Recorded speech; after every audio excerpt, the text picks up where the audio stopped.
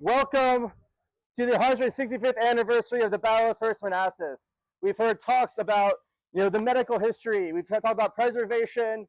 We've had politicians come up, but now we're at the meat and potatoes of why you're all here. Good old-fashioned American military history. I am William, and thank you for attending. Our lecture today is called "The Best Laid Plans." Karl von Clausewitz, the great military theorist, wrote, "Everything in war is simple, but the simplest thing is difficult. The difficulties accumulate and end by producing a kind of friction that is inconceivable unless one has experienced war." The word from this quotation that I want to dwell upon is friction. Along with uncertainty, fluidity, disorder, complexity, the human dimension, and violence and danger, friction is an inherent, immutable characteristic in the nature of war. As the most significant military document of the modern era states, otherwise known as Marine Corps Doctrinal Publication 1, Warfighting, portrayed as a clash between two opposing wills, war appears a simple enterprise. In practice, the conduct of war becomes extremely difficult because of the countless factors that impinge on it. These factors collectively have been called friction, which Clausewitz described as the force that makes the apparent easy so difficult. Friction is the force that resists all action and saps energy. It makes the simple difficult and the difficult seemingly impossible. This is the heart of the common cliche that no plan survives first contact with the enemy. The Battle of First Manassas epitomizes the difficulties associated with planning and friction. The armies that fought in this first major battle of the American Civil War were green alike, as described by U.S. President Abraham Lincoln. At the bottom, most of the enlisted men had only been in service a few months, if that, a few weeks. And although some had experienced serving in peacetime militias, these ranged from average to mediocre. The regimental, brigade, and division commanders were composed of a mix of political careerists and junior officers. And although some of these had seen combat before, they had little experience commanding the large units they now attempted to control. The issue persisted at the top, as neither the Union commander, Brigadier General Irvin McDowell, nor the Confederate commanders, PGT Beauregard and Joe Johnston, had any real experience leading armies in the field.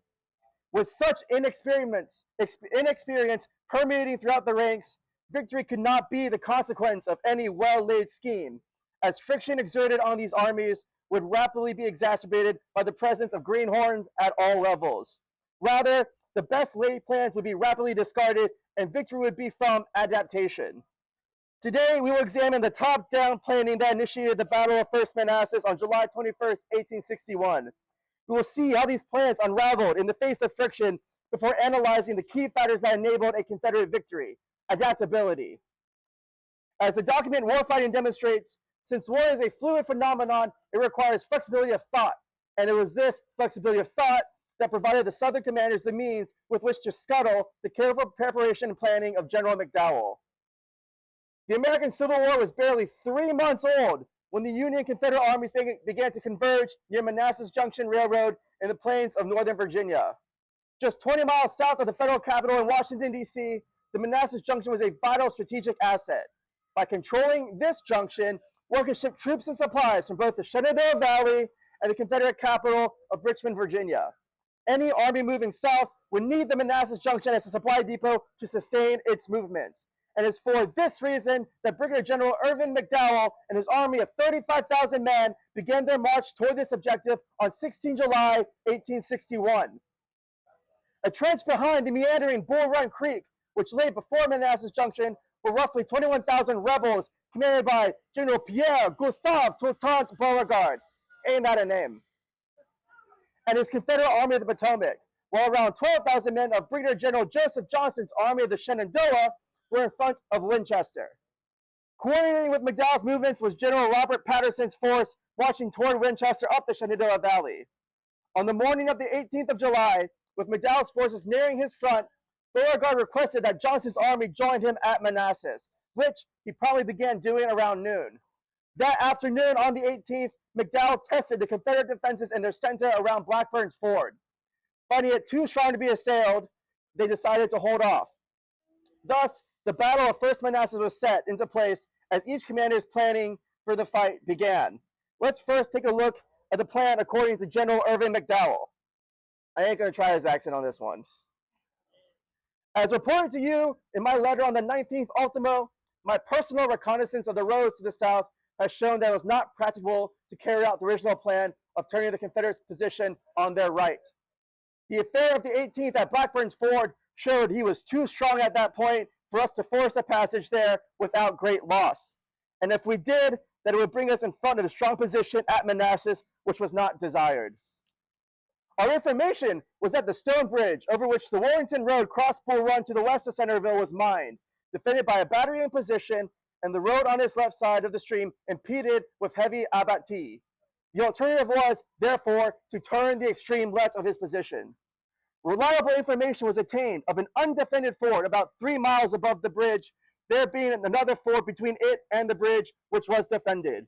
It was therefore determined to take the road to the upper ford, and after crossing, to get behind the forces east, guarding the lower ford in the bridge, and after occupying the Warrington Road east of the bridge, to send a force out to destroy the railroad at or near Gainesville, and thus break up the communication between the enemy's force at Manassas and those in the valley before Winchester, which had been held in check by Major General Patterson. McDowell's plan was bold and sound, and as he correctly judged both the center of gravity and the critical vulnerability of his opponent. Center of gravity is defined as addressing which factors are most critical to the enemy, which can the enemy not do without, and which, if eliminated, will bend him most quickly to our will, while critical vulnerability is simply where is the enemy most vulnerable. With a long line entrenched behind the Bull Run Creek, McDowell correctly judged the Confederate center of gravity to be the rail junction that kept the enemy forces supplied, and having learned on the 18th of the futility of assaulting enemy's entrenchments directly, he followed the mantra that fortifications are monuments to man's stupidity by outflanking them and attacking the rebels' lines of communication, thus hitting a critical vulnerability. This plan relied on speed and focus. According to warfighting, of all the consistent patterns we can discern in war, there are two concepts of universal significance in generating combat power: speed and focus. Speed is rapidity of action. It applies in both time and space. Speed over time is tempo, the consistent ability to operate quickly. Focus is the convergence of effects in time and space on some objective. It is the generation of superior combat power at a particular time and place. Focus may achieve decisive local superiority for a numerically inferior force. Without speed, the Confederate forces could easily shift troops to blunt the Union advance, and without focus, McDowell's force would quickly lose steam and get bogged down. With well-trained men and experienced commanders, the plan had much potential, but with the forces McDowell had available, far from experienced troops and commanders, achieving victory would be difficult. Additionally, McDowell's plan had one fatal flaw: it took too long to develop. Following the skirmish at Blackburn's Ford on the 18th, McDowell took 2 days to determine his course of action. Thus, the intelligence used to make the plan in the first place was already outdated by the time it was initiated, as during this time, General Johnston's Confederate Army of the Shenandoah had given the Yankees in the valley the slip and was arriving to reinforce Beauregard, evening the numerical odds.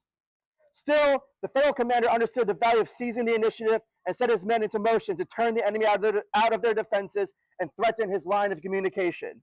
Now, let's take a look at the Confederate perspective by reading the commander's reports of 1st General P.G.T. Beauregard. I am definitely not going to try his accent. I propose that General Johnston should unite as soon as possible the bulk of the Army of the Shenandoah with that of the Potomac, then under my command, leaving only sufficient forces to garrison his works at Winchester and to guard the fine defensive passes of the Blue Ridge and thus hold Patterson in check. At the same time, Brigadier General Holmes was to march hither with all his command, not essential for the defense of the position of Aquia Creek.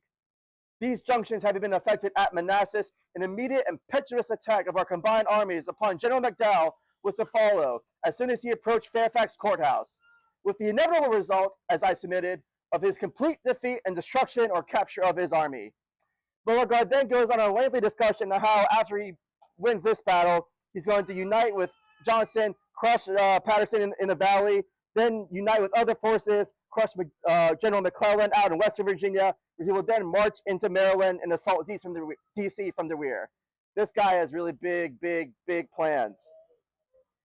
The War Department, having been informed by me by telegram of the 17th of July of the movement of General McDowell, General Johnston was immediately ordered to form a junction of his corps with mine should the movement in his judgment be deemed advisable. General Holmes was also directed to push with 2 regiments, a battery, and 1 company of cavalry. In view of these propositions, approaching reinforcements modifying my plan of operations so far as to determine on attacking the enemy at Centerville as soon as I should hear the near approach of the 2 reinforcement columns, I sent one of my aides, Colonel Chisholm of South Carolina, to meet and communicate my plans to General Johnston and my wish that one portion of his forces should march by way of Aldie and take the enemy by the right flank. However, unfortunately for Beauregard, this plan falls apart due to the logistical difficulties of moving Johnston's forces, which takes more time than expected. Beauregard deduces that the enemy was strength to be around 55,000 men and believes that the assault of July 18th near his center at Blackburn's Ford indicated that the enemy would not try to set up position there and instead attack his left flank at the Stone Bridge. And, quote, in view of these palpable military conditions, by 4:30 a.m. on the 21st of July, I prepared and dispatched orders directing the whole of the Confederate forces within the lines of Bull Run, including the brigades and regiments of General Johnston, which arrived at that time to be held in readiness to march at a moment's notice.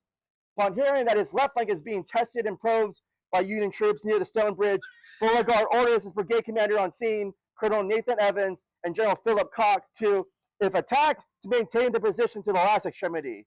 In my opinion, the most effective method of relieving that flank was a rapid, determined attack with my right wing and center on the enemy's flank rear at Centerville, with due precautions against the advance of his reserves from the direction of Washington. That's a lot of words for a plan. On the other hand, here's what General Johnston wrote describing how the plan evolved upon arriving at Manassas around noon on the 20th. During the evening, it was determined, instead of remaining in the defensive positions then occupied, to assume the offensive and attack the enemy before such a junction. General Beauregard proposed a plan of battle, which I approved without hesitation. He dropped the necessary order at 4:30 o'clock in the morning on the 21st. Very succinct. You gotta love Johnston. For those familiar with General Beauregard, his grand strategic machinations are certainly part of his colorful character. He proposes seizing the initiative and assaulting his enemy first at Fairfax and later at Centerville. While this in of itself is rational, in fact, it is wise for a smaller force to seize the initiative. Beauregard had difficulties in linking his tactics and strategy through a realistic operational plan. As warfighting states, the operational level includes deciding where, when, and under what conditions to engage the enemy in battle, and when, where, and under what conditions to refuse battle in support of higher aims. Actions at this level imply a broader dimension of time and space than actions at the tactical level. General Beauregard was operating in the communications environment of the Victorian era. Plans not only took time to communicate to subordinates, but it took subordinates time to assemble, to execute orders, and to coordinate with adjacent units. The sweeping maneuvers planned by Beauregard were far outside the operational limitations of his army, and the coordination required to have Johnston assault from Aldie was unrealistic. It was this deficit in operational planning that resulted in failure to initiate his first 2 planned attacks before they even began. Following Blackburn's Ford, Beauregard waited for Johnston to arrive before again deciding to flank his enemy's left flank. While this was a sound plan, so sound, in fact, it was the exact same plan that his opponent drew up against him, Beauregard was too slow to drop his orders, completing them at 4:30 in the morning on the 21st. By this point, McDowell's army had been awake for 2 hours and was initiating its flank march. McDowell had thus seized the initiative, rendering Beauregard's plan obsolete unbeknownst to him.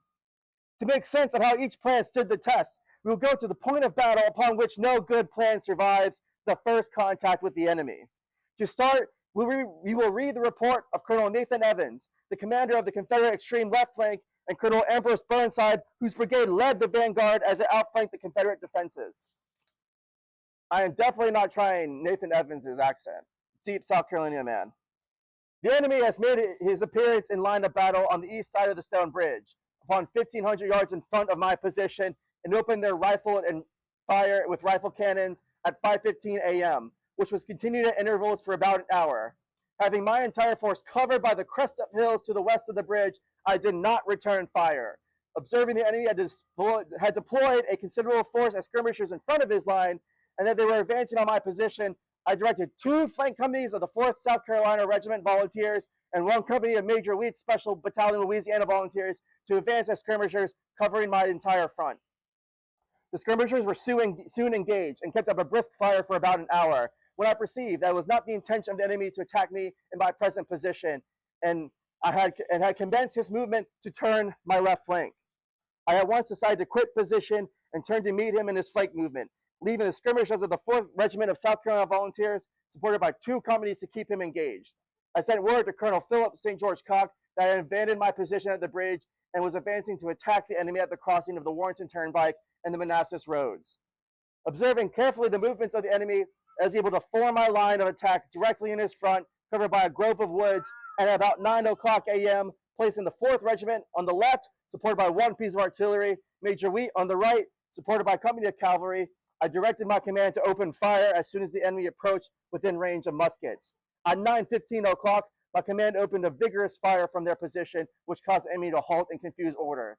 The fire was warmly kept until the enemy seemed to fall back. Major Wheat then made a charge with his whole battalion. To say that Colonel Evans performed exceptionally would be a dramatic understatement. Perhaps no other commander exhibited as great skill a coup d'oeil, or a French term for the glance of the eye. Initially, he chose not to overreact by his opponent's recon by fire, keeping his artillery concealed and sending his skirmishers forward to screen his position. He quickly surmised that the enemy's intention at the stone bridge was a feint to keep him pinned down while a flanking column descended into his rear. Having not exposed his command unnecessarily, Evans left behind his skirmishers to bluff the enemy into thinking he was there in force before rapidly moving to obstruct the flanking column. At this point, Evans was acting upon his own initiative, not following any direct orders, and did so with decisive decision-making abilities. Being aware that he was at the extreme left of a long defensive line, retreat would unravel his position, or worse, uncover the vital hub of Manassas Junction to the enemy. Staying put would only assure his command's encirclement, thus leaving one viable option: to march his demi-brigade, consisting of 1 cannon, an understrength regiment, a battalion of infantry, and some cavalry, directly to intercept the enemy troops. To understand the effect this would have on the Union flanking column, let's read the report of his opponent, Colonel Ambrose Burnside, describing his initial contact with Evans.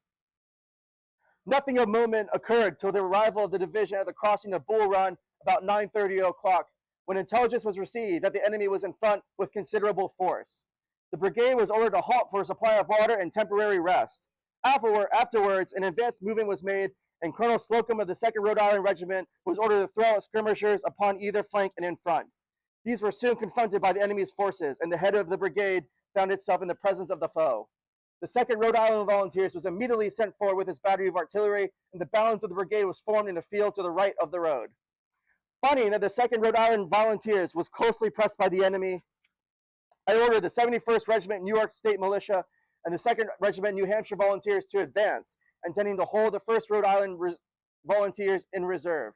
But owing to a delay in formation of the 2 former regiments, the 1st Rhode Island Regiment was ordered at once to the field of action. Major Balk, in command, gallantly led the regiment into action, where it performed most effective service in assisting its comrades repel the attack of the enemy's forces. The 2nd Rhode Island Volunteer Regiment had steadily borne the enemy's attack and had bravely stood its ground, even compelling them to give way. Soon after, Colonel Martin of the 71st Regiment New York State Militia led his regiment into action, and planting the 2 howitzers belonging to the regiment upon the right of his line, worked them most effectively against the enemy's troops. The battery of the 2nd Rhode Island Regiment on the knoll upon the extreme right was used in silencing the heavy mass battery of the enemy in the front, occasionally throwing in shot and shell upon the enemy's infantry, 6 regiments of which were attempting to force our position. The 2nd Regiment New Hampshire Volunteers under Colonel Marston was brought into the field and rendered great service in defending the position. Thus, my whole brigade was brought into the engagement at the earliest possible moment and succeeded in compelling the enemy to retire. Burnside's report is incredibly telling. Upon coming into contact with Evans' demi-brigade atop Matthews Hill, the momentum is completely sapped from the Union flanking column. Rather than massing his entire brigade up front, Burnside sent his troops in piecemeal, with some inexperienced units struggling to deploy at all. Despite significantly outnumbering the rebels, Burnside Brigade had lost the initiative, and the commander described how they repelled the attack of the enemy's forces, bravely stood their ground, and defended the position. These are not phrases that you use when you have the initiative. Evans' aggressive behavior forced the battle to be fought on his terms and arrested the movements of a much larger enemy force. Burnside alone has an advantage in infantry and artillery over Evans, with 4 regiments accompanied by a battery and section of artillery.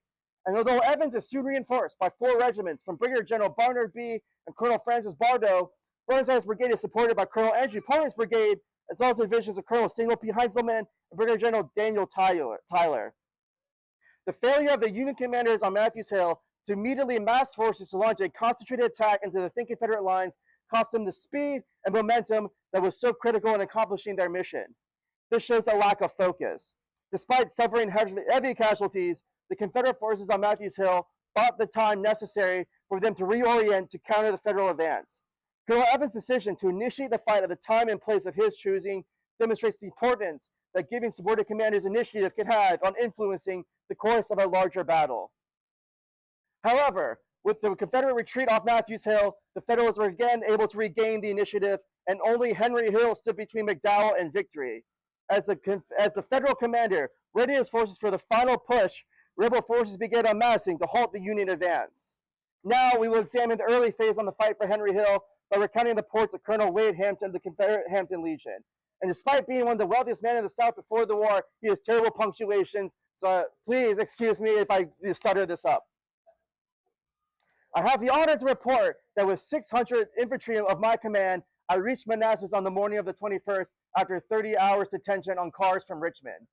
In obedience to orders to take position in the direction of the Stone Bridge, ready to support any troops engaged in that quarter, I advanced with 6 infantry companies to Lewis House, the headquarters of General Koch.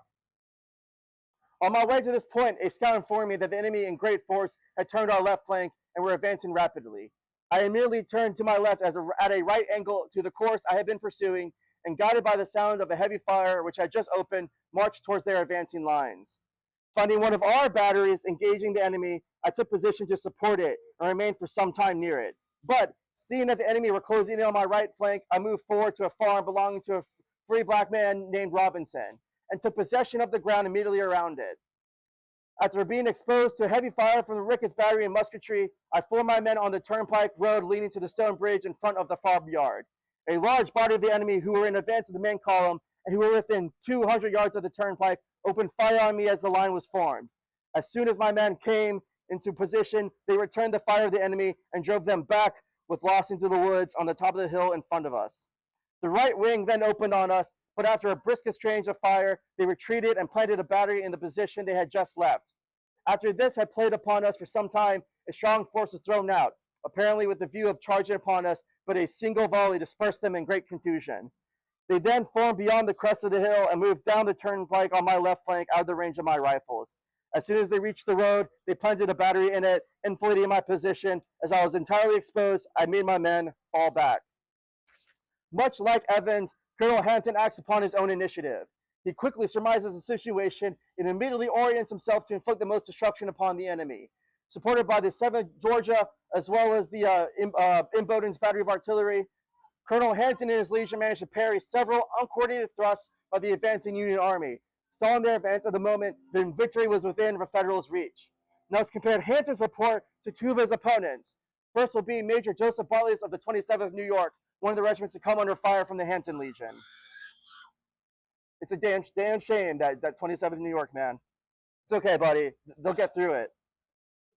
We were immediately attacked on our right flank by a large force, who approached by a ravine under cover of thick growth of bushes, and flanked by about 1,500 men, who had been driven from their position on the hill commanding our left, and whom we mistook for the 8th New York Regiment coming to our support. By this mistake, we lost many killed and wounded, besides the opportunity of capturing a large number of prisoners. We were now engaged by more than twice our own numbers, and fired from upon concealed positions, and receiving the fire of the battery from a new point of attack.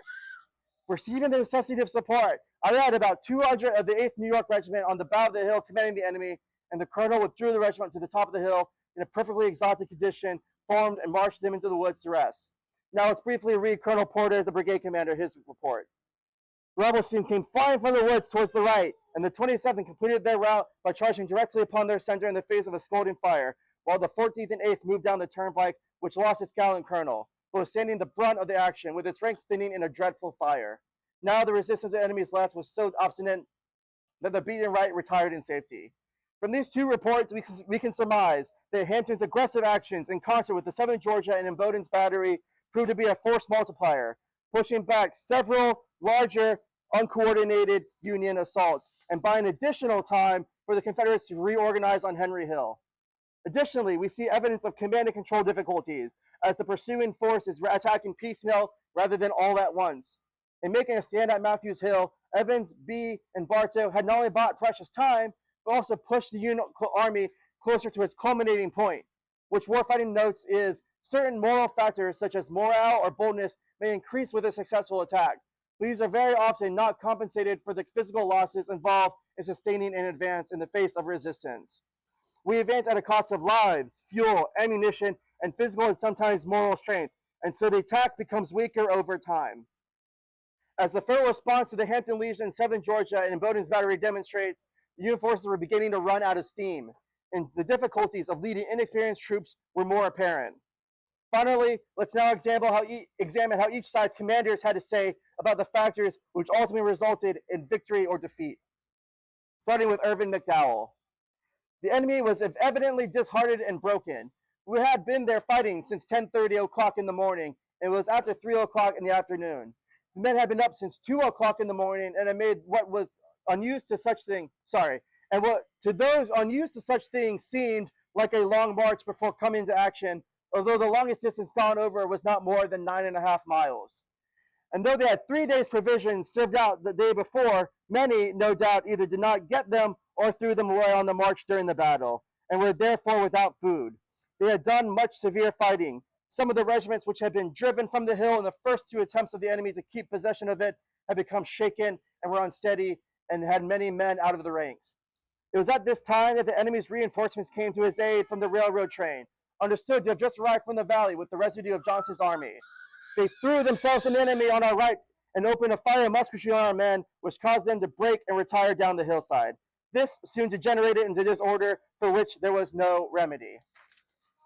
For McDowell, his plan quite literally began to fall apart upon first contact with the enemy. The heavy resistance on Matthews Hill, combined with the unexpected arrival of Johnston's forces, quickly unraveled the Federal advantage in speed and surprise. As McDowell states, his army was nearing its culminating point by the time it reached the base of Henry Hill. After the early morning, hard marching and stubborn fighting on top of Matthews Hill, his men were reaching their limit. The command and control issues of leading inexperienced troops were exacerbated by stiff Confederate resistance, which only increased as time was brought for the additional units to arrive on the field. Ultimately, when faced with adversity, McDowell lacked a substantial amount of subordinates who were willing to take the initiative into their own hands, contributing to their defeat. Now we're going to read Johnston's report. In the meantime, I awaited General Beauregard near the center of the development of the enemy's designs. About 11 o'clock, the violence of the firing on the left indicated a battle, and the much larger body of troops from the enemy's center towards the conflict was shown by clouds of dust. I was thus convinced that with great effort was to be made with his right. I stated that conviction to General Beauregard and the absolute necessity of strengthening our left as much as possible. Orders were accordingly at once sent to General Holmes and Colonel Early to move with all speed to the sound of the firing, and General Bonham to send up 2 of his regiments and a battery. General Beauregard and I hurried at a rapid gallop to the scene of the action about 4 miles off. On the way, I directed my chief of artillery, Colonel Pendleton, to follow his own and Albert's batteries. We came not a moment too soon. The long contest against 5-fold odds and heavy losses, especially of field officers, had great discouraged the troops of General B and Colonel Evans. Our presence with them under fire and some example had the happiest effect of the spirit of the troops. Order was soon restored and the battle reestablished, to which the firmness of Jackson's brigade greatly contributed. Then, in a brief and rapid conference, General Beauregard was assigned to the command of the left, which, as a young officer, he claimed, while I returned to the whole field. The aspect of affairs was critical, but I have full confidence in the skill and indomitable courage of General Beauregard, the high soldierly qualities of Generals B and Jackson and Colonel Evans, and the devoted patriotism of their troops. On the Confederate side, their plan did not even survive first contact with the enemy, being aborted before it even began. With the initiative taken from them, Johnston made the appropriate decision to face the reality of the situation and adjust accordingly. Rather than performing an uncoordinated, half-baked flank assault, Johnston ordered the Confederate soldiers to the sounds of the guns.